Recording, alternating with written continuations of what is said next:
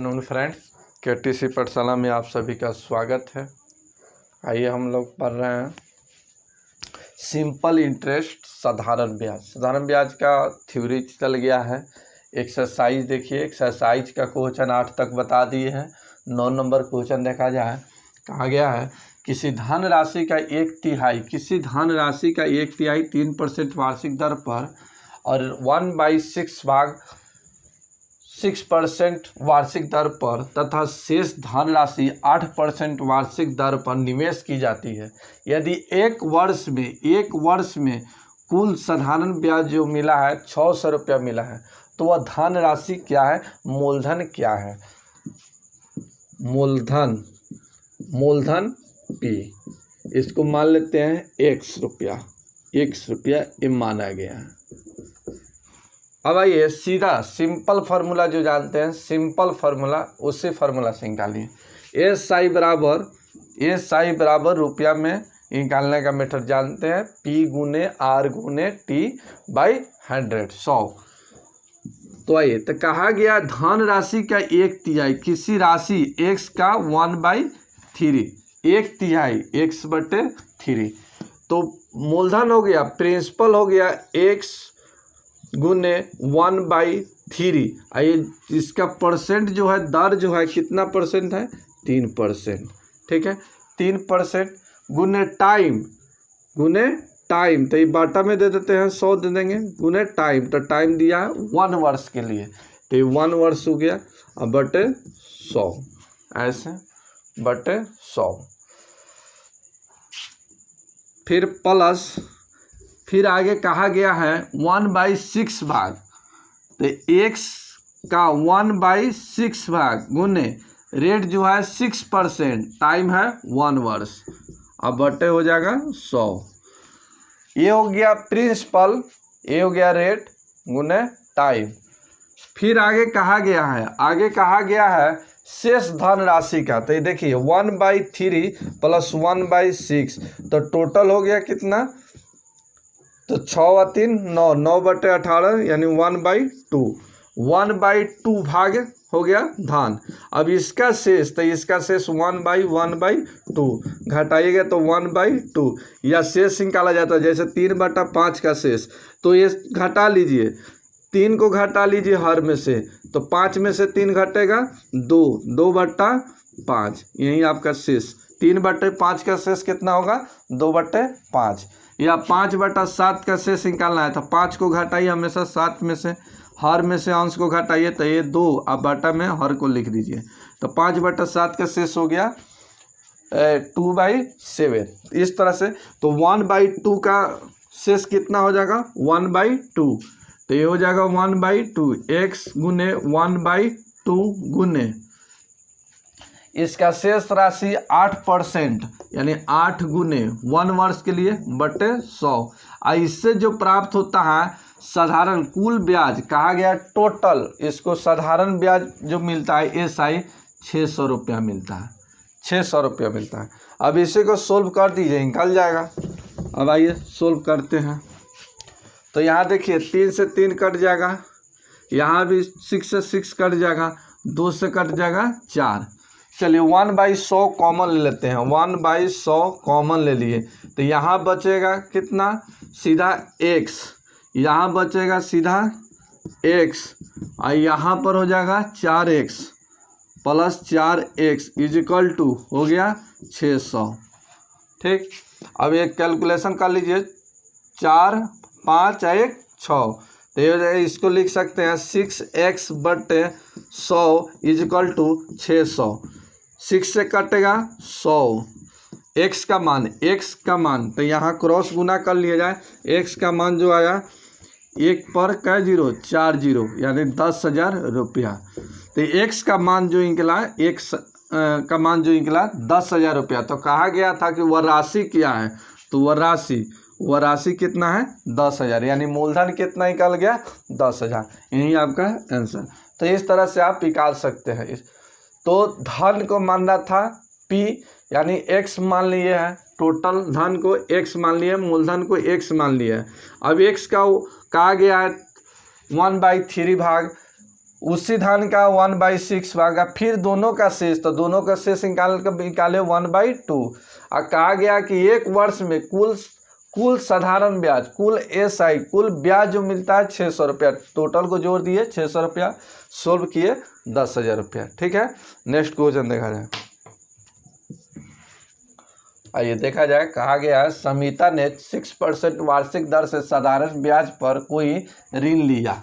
यह दर प्रति वर्ष 1.5% वार्षिक दर से बढ़ती है। तो 3 वर्ष की समाप्ति पर ये उसको जो मिलता है 8190 रुपया मिलता है, 8,190 रुपया ब्याज के रूप में देता है। तो कहा गया है कि ऋण राशि कितनी थी, ऋण राशि कितनी थी, टोटल ऋण मतलब ऋण आपको निकालना है, टोटल राशि कहिए, टोटल आपको निकालना है।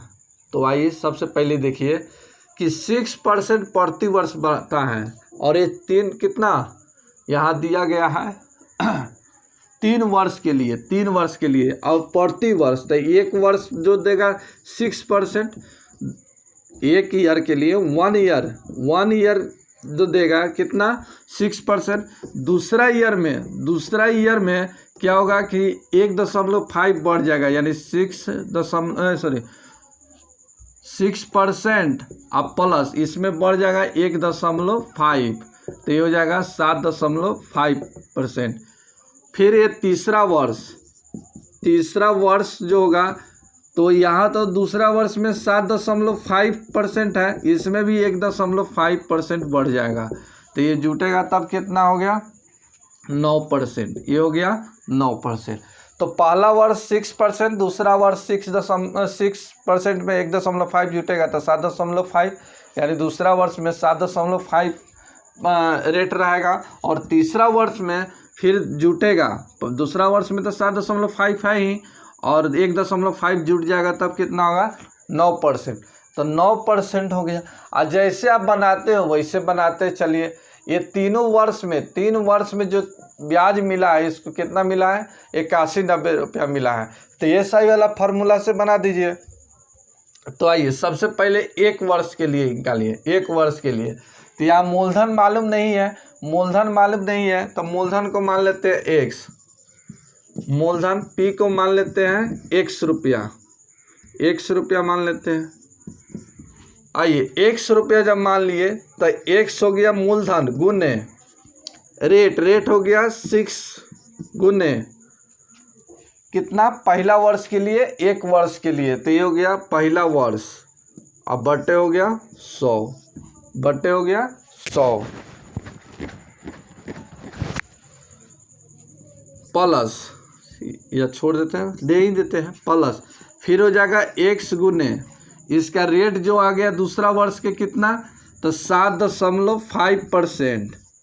ठीक, तो ये 7.5 गुने ये 1 वर्ष के लिए भी चलेगा, 1 वर्ष दूसरा वर्ष के लिए देता है, लेकिन ये तो 1 वर्ष के लिए ना 7.5 है, और एक वर्ष के लिए 6%, अब फिर 1 वर्ष के लिए कितना 9%, यानी ये टोटल हो गया कितना वर्ष 3 वर्ष। तो 1 वर्ष के लिए हो गया, ये दूसरा वर्ष में यानी 1 वर्ष के लिए रेट हो गया कितना 7.5, अब बटे हो गया 100 प्लस, फिर हो गया x गुने ये, फिर रेट जुट गया यहाँ तो 9 गुने 1 वर्ष के लिए, अब बटा हो गया 100 इक्वल टू टोटल इससे ब्याज जो मिला है 8190 मिला है, 8190 मिला है।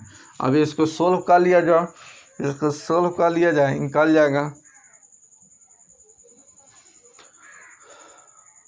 आइए सोल्व करते हैं।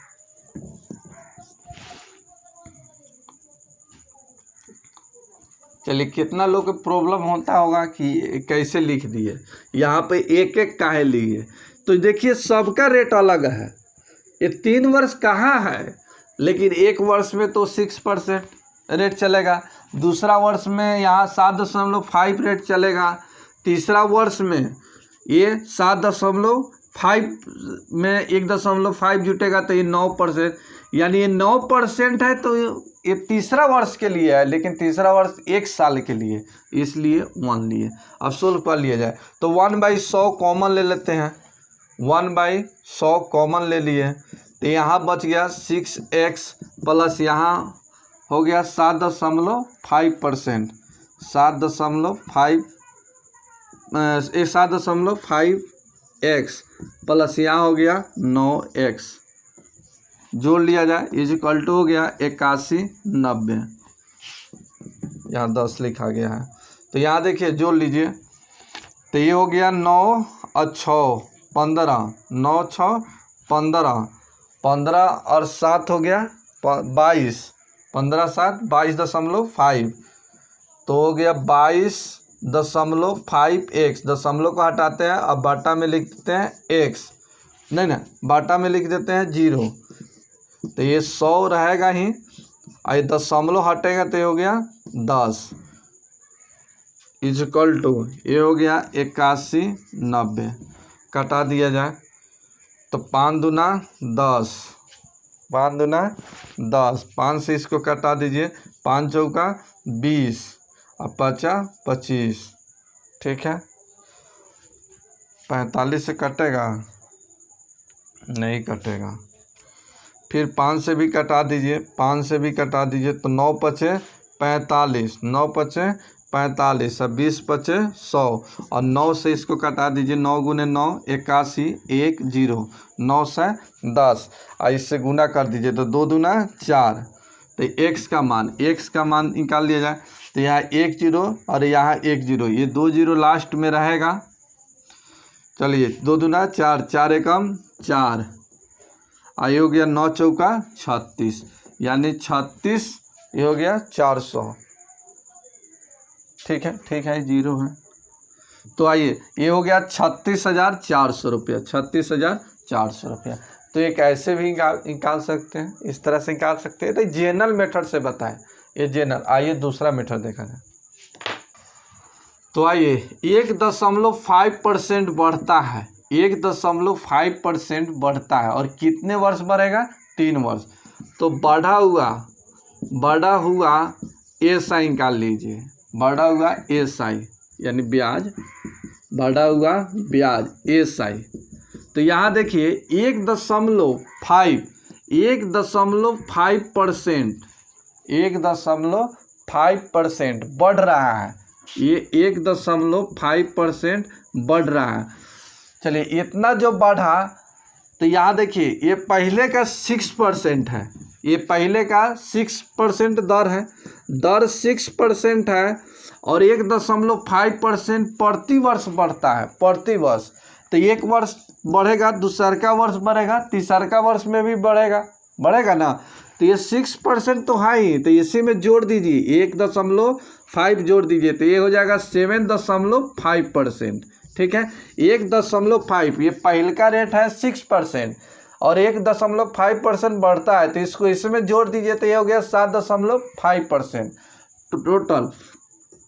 चलिए तो ये गुने, ये रेट हो गया, गुने टाइम में 3 हो गया। अब इसको गुना कर दीजिए, तो ये हो गया 5 तिहाई 15 और 7 तिहाई 21 22, 22.5%। तो ये 22.5% जो रेट निकला, ये रेट जो ये बढ़ा हुआ ब्याज निकला 22.5%, लेकिन रुपया में कितना? 8190। तो ऐसे लिख सकते हैं कि एसआई बराबर परसेंट में 22.5%, लेकिन परसेंट में इतना ब्याज, लेकिन रुपया में कितना है? 8190, ठीक है 8190। तो कहा गया कि प्रिंसिपल को मानते हैं 100%, 100% का मान क्या होगा? 100% का मान क्या होगा? तो ऐसे निकाल सकते हैं। तो यहाँ देखिए परसेंट से परसेंट कटा दीजिए, 1 दशमलव हटाइए, तो यहाँ 0, 25 से भाग दीजिए, तो 25 गुने 9, 25 गुने 9 225, और 25 चौका 100 यानी 40, हाँ ठीक है 25 चौका 100 यानी 40 गुने 25 हो जाएगा 1000। तो इसका ही निकाल लिया जाए कै गुना है, तो 9 गुने 9 1 और 0 इतना गुना है, ठीक है। इसका ये कितना गुना है? 9 से 10 गुना, तो इसका भी निकाल लीजिए जाए 9 से 10 गुना, तो ये हो जाएगा 9 से 10 गुने 40, तो ये डबल जीरो होगा, ये 0 0 डबल 0 4 और 9 चौका 36, 36,400 रुपया। तो इस तरह से भी आप निकाल सकते हैं।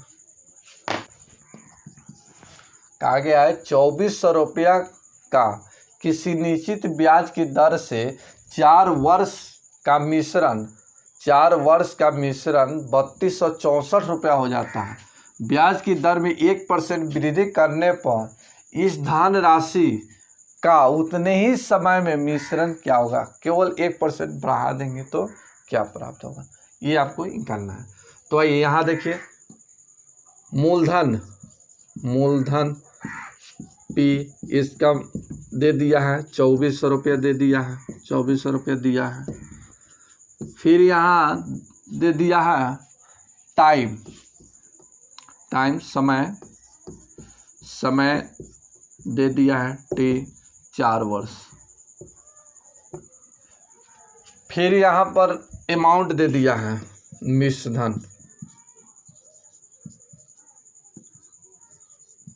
मिश्रधन दे दिया है अमाउंट 3264 रुपया, इतना रुपया।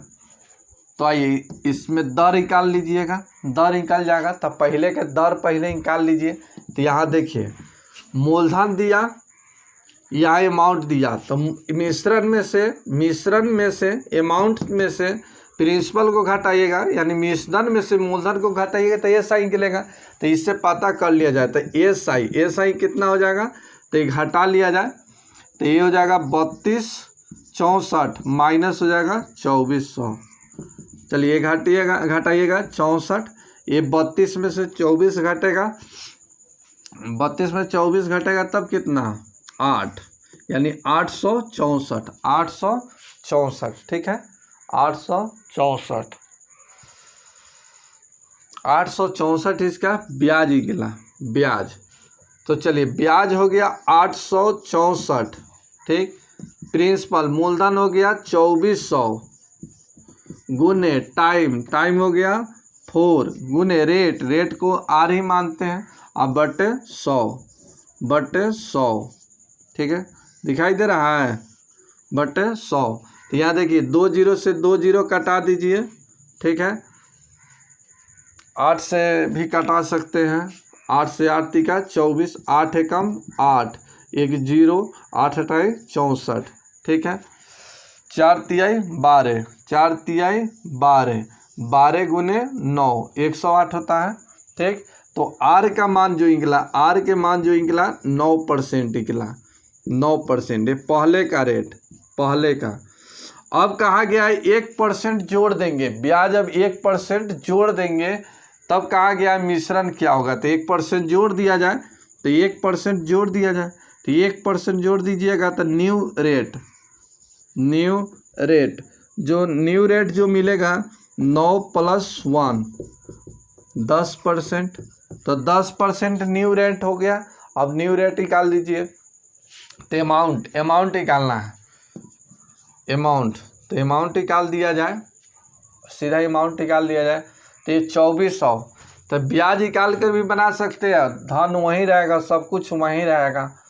तो सबसे पहले इस तरह से 10% आया है, तो एस आई अब पता कर लिया जाए कितना निकलेगा, तो एस आई पता कर लिया जाए, एस आई तो ये हो जाएगा 2400 गुने रेट हो गया 10 गुने टाइम रहेगा 4 और बटे 100, ये 0 से 0 कट गया, ये हो जाएगा 0, 4 गुने 4 चौका 16 हासिल हो गया 1 और 4 दूना 8 1 9, तो 960 रुपया ब्याज निकला 10% पर।